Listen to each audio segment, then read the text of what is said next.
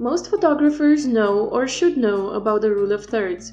It is a guideline which can help you a lot in trying to figure out where to place the subject of your photo. In short, the rule of thirds means that you divide your image in 3 equal parts, both horizontally and vertically. You will then get 3 equal rectangles or squares depending on your image size. The points of intersection are the main focus points of the image. Placing your subject in one of those points or across the lines is going to make your image more lively and more interesting. You can try to take a photo where you place your subject in the middle and then try again placing the subject along these lines. You will surely notice a difference.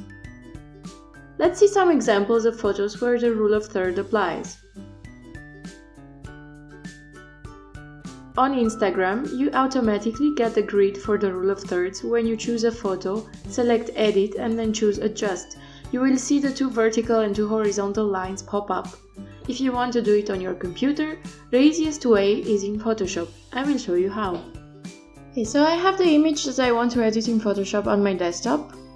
I open it in Photoshop, which takes a while.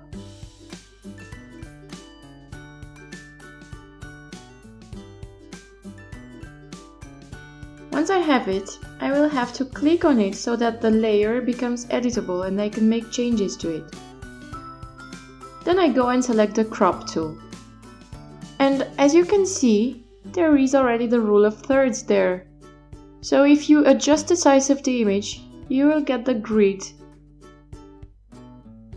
And you can just play with it and place the subject along the lines of the grid or at the points of intersection.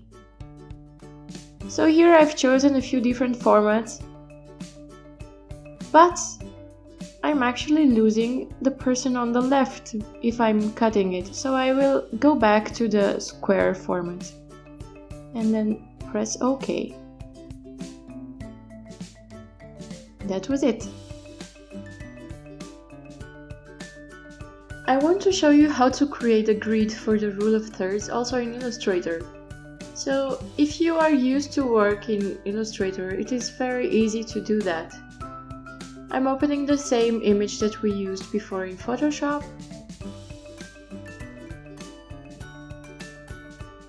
And so now I can see that the image is much bigger than my artboard, so I will just have to resize the artboard.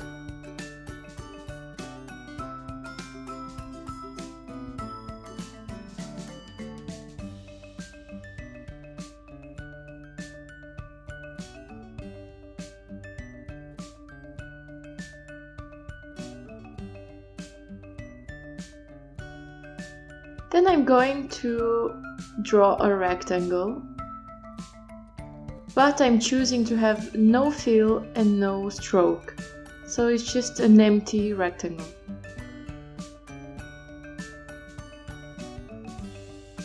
Okay, while keeping it selected, I go to Object, Path and Split into Grid, and you can see that I can choose to have 3 rows and 3 columns.